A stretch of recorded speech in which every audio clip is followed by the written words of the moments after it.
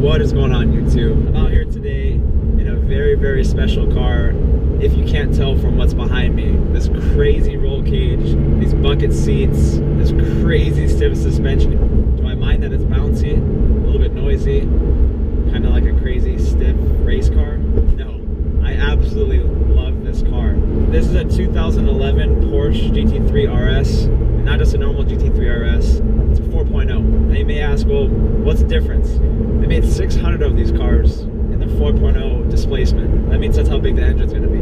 They used the same crankshaft from the RSR race car. All of the GT3s are pretty much inspired to be race ready. They're all ready to go on the track. They're all prepped for having fun. When the new GT3 came out, they decided to go with the PDK, which personally I'm not a big fan of, but I can't say that just yet because I have not driven a brand new 991 GT3. It's a 997. One of my favorite body styles for sure.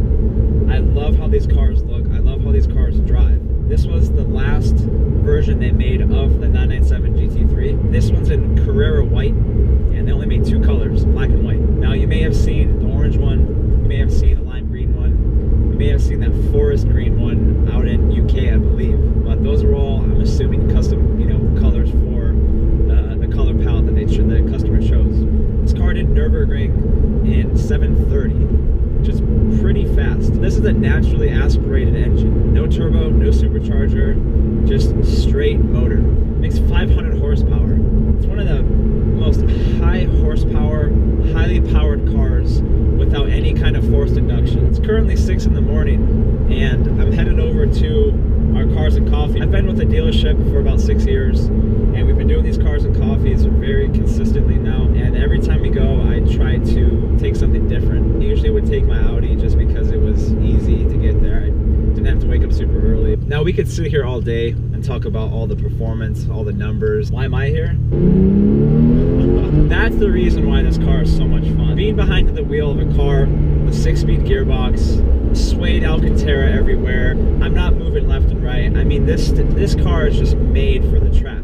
How much does the car cost? This car brand new ranged in the 200,000 range, below up, depends on the options you get.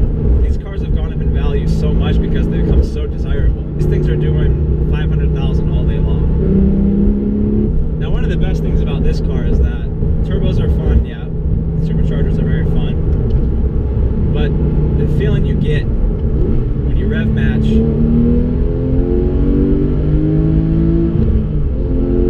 it's a feeling that you have to experience for yourself when you're actually behind the wheel.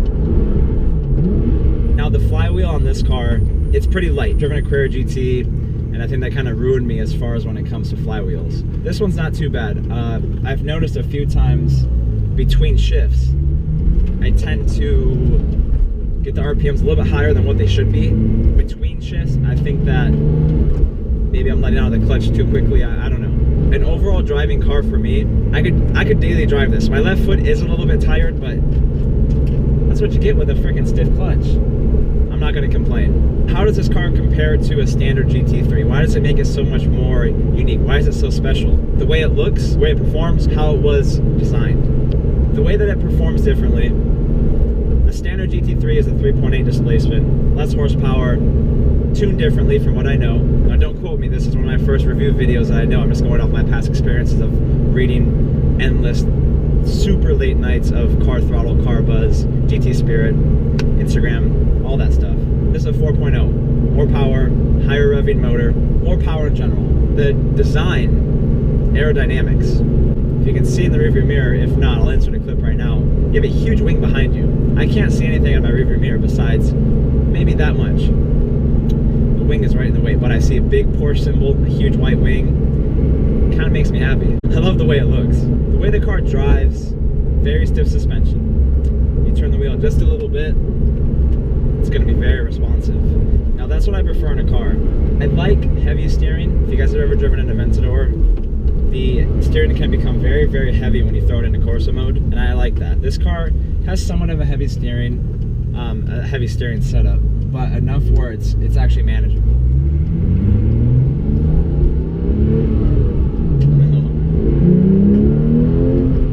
Also with the aerodynamics, the front of the car has has these huge, should say huge, these big inlets, I guess you call them canards, that allow airflow to go through the body of the car. Everywhere you look, there's something special. There's special vinyl on it. There's a really cool, unique color to it. It has white wheels. Very hard to keep clean. My Subaru, I had white wheels on it, on RPF ones. Those inner barrels would get so dirty so quickly. Overall, guys, this car, amazing performance, beautiful design. It's a great car all around. You can drive on the track, you can daily drive it if you really wanted to. I would. The car is for sale if you guys want to purchase it. If you know anyone interested or yourself looking for a really fun car. I'm a salesman at O'Gara Coach in La Jolla, California. If you guys have any questions about the car, please do not hesitate to reach out to me. Happy to answer any questions for you.